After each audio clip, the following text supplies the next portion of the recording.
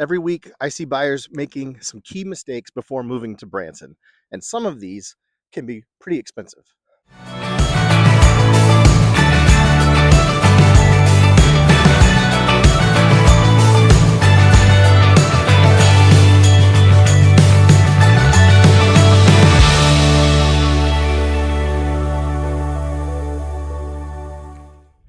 This video is going to be for all different kinds of buyers, whether you're relocating to Branson, if you're buying a lake home, or if you're a short-term rental investor. Really, there's 6 key mistakes that we'll go over today. Branson has a very unique market here. The HOAs, the short-term rental rules, the places where you can and can't invest, zoning, a lot of different things that I want to go over with you today so that you can avoid making those same mistakes that I'm seeing buyers week in and week out making before they move to Branson. All right, stick around. Hey, real quick, my name is Jason Yeager with Great Branson Homes, and if you're new to the channel, welcome. And if you're into short-term rental investing or relocating to Branson, you've landed in the right place. So I hope you'll consider subscribing. And if you want to book a one-on-one with me after this video, I'm going to drop a Zoom Calendly link for you. You can pick any time that works best for you. Schedule a call with me. I would love an opportunity to answer any questions that you might have. All right, now back to the video. All right, so the first mistake that I see people making is really honestly understanding where you can do short-term rental and where you can't do short-term rental. Not all neighborhoods are created equal. The main thing that you'll find around Branson is that most of our short-term rental inventory is condominium. Even the short-term rental developments, the communities that have been going up for the last 6-7 years are detached condos. Those big 5-10 bedroom lodges that you see going up all over Table Rock Lake, those are actually what we call detached condos, and they're in subdivisions that are zoned commercial. Okay, so it is very difficult to just go into a R1 zoned neighborhood and be able to do night rental without going through a permit approval process. So if it's zoned R1, you have to get a Division 3 special use permit, or what they call a conditional use permit, depending on if you're in Stone or Taney County. Okay, if you're in like an area that's got mixed use, you can do short-term rental without having to go through the permit process, but there's still a licensing process that you have to go through with the county or the city.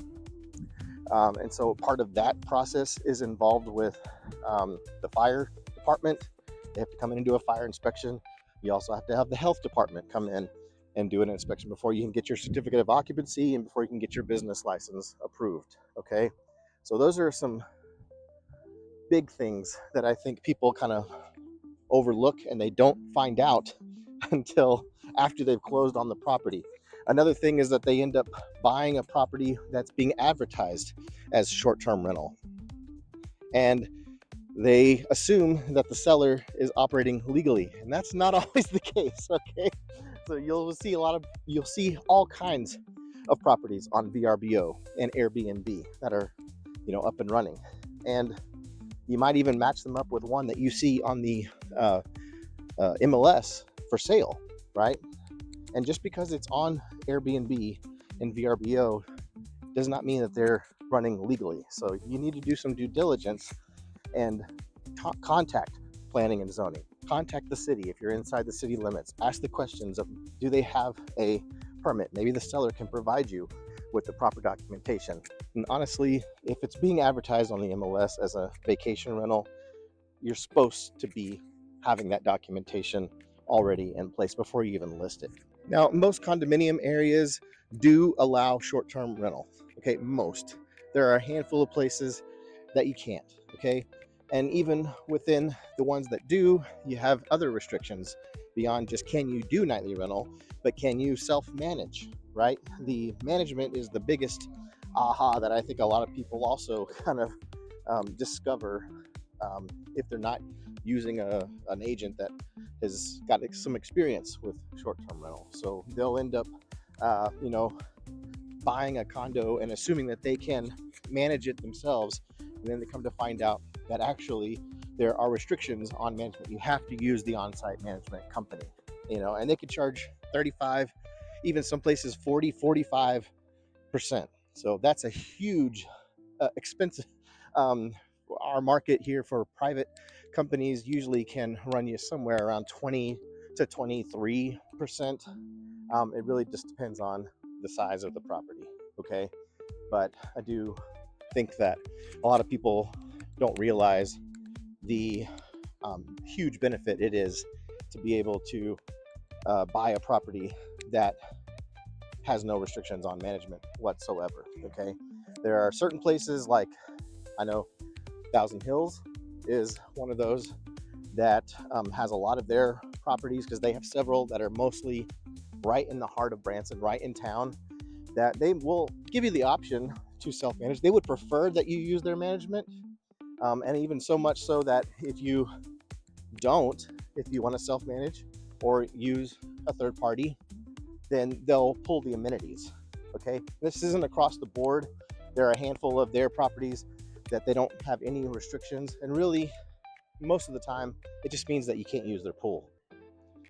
These are usually typically older units, older resorts that only had an indoor pool or one outdoor pool that you just won't be able to use if you don't use their management.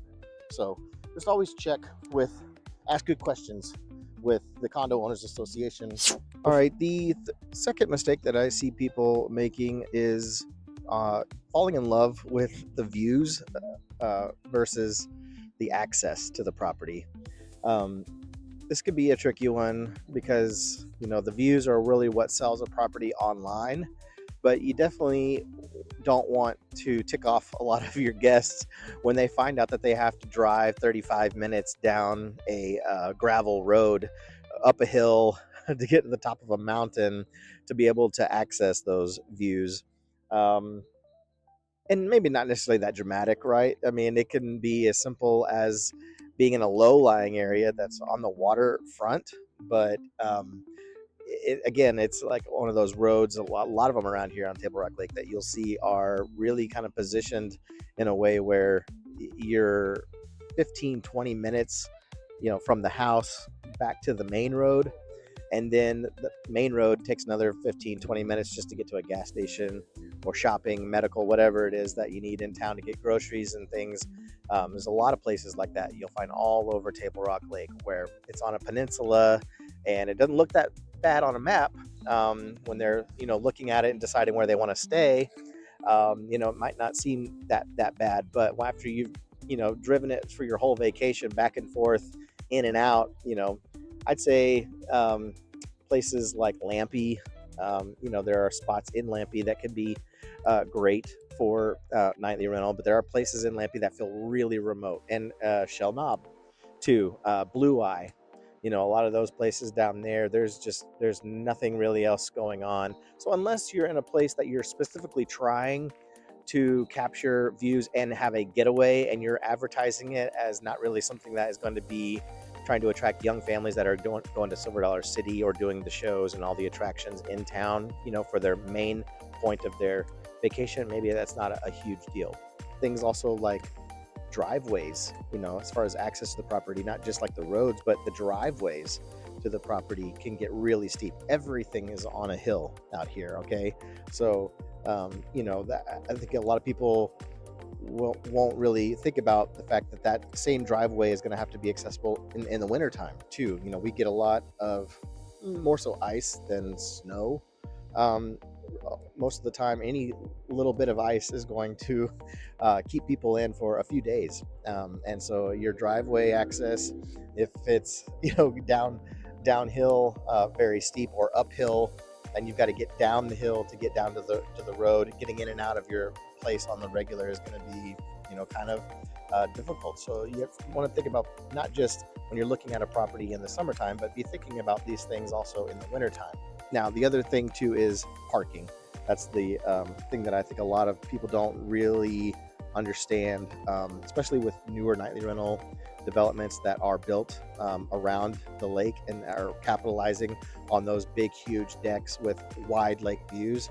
You got to also think about what is the parking situation like. I'm going to buy this 10 bedroom lodge that sleeps 26, 30 something people in it, but I've only got access to, 3 parking spaces outside my unit.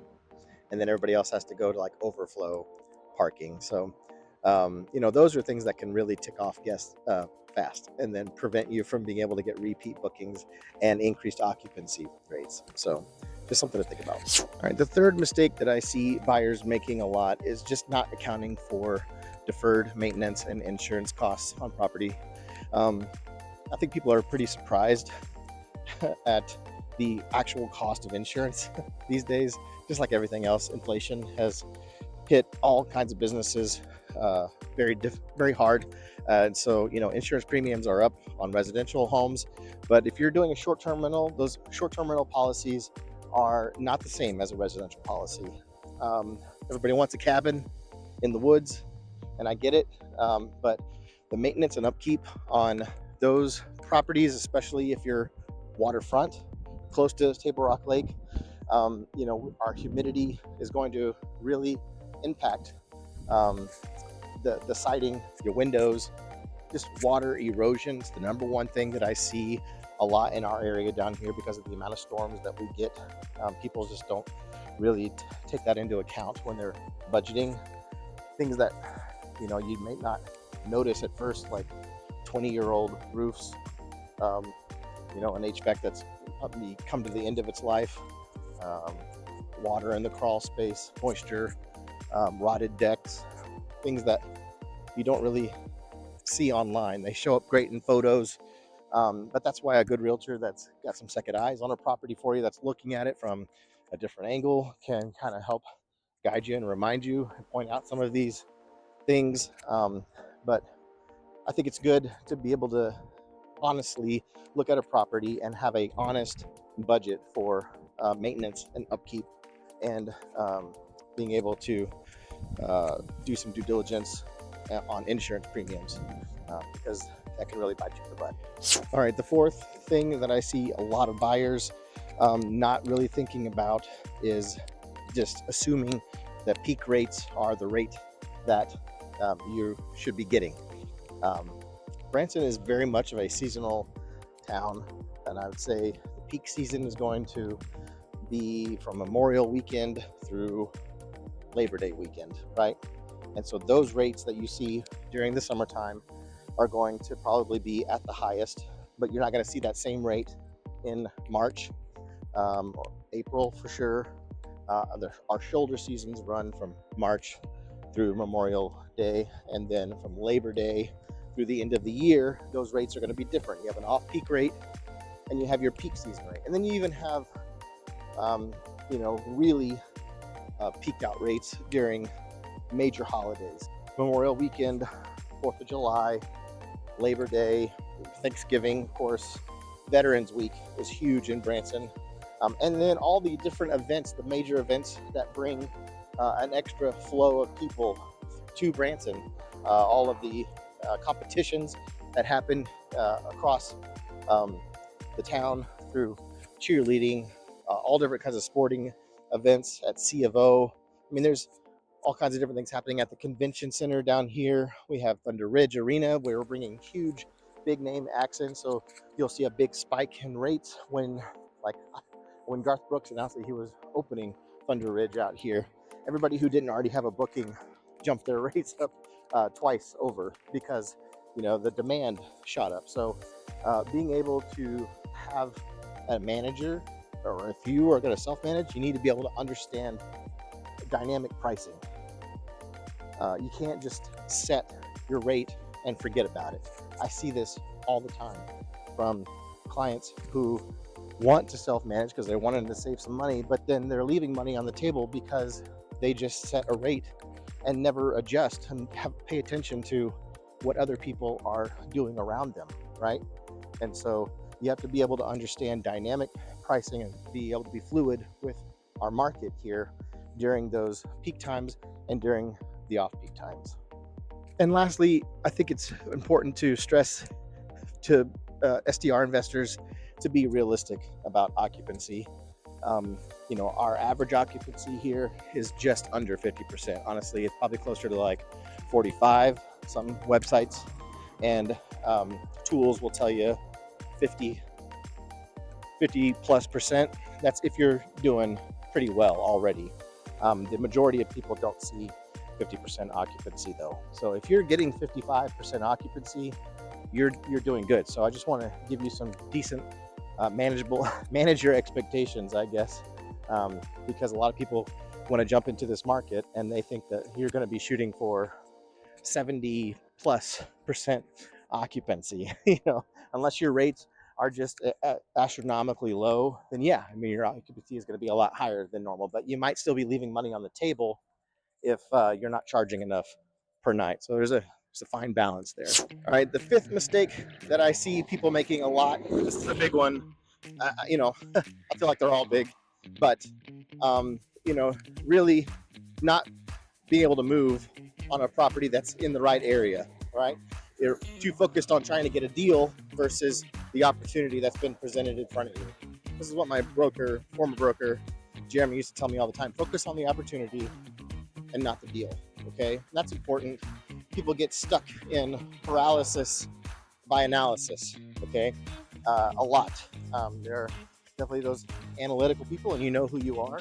You need to have all your spreadsheets and all your questions answered before you even make an offer. Okay, and I get that.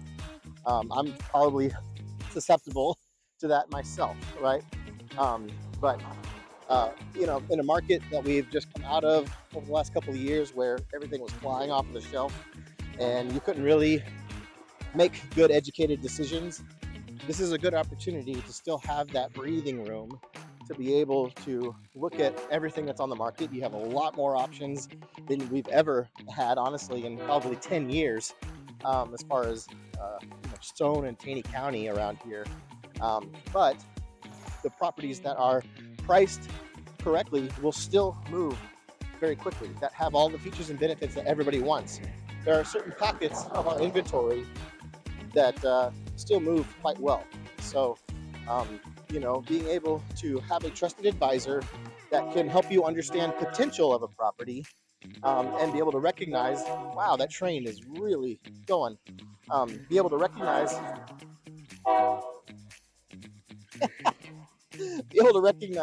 when an opportunity hits you in the face. That's important. So just keep that in mind. All right, mistake number 6. This is our last one here. Really, it's just not talking to a local expert early enough.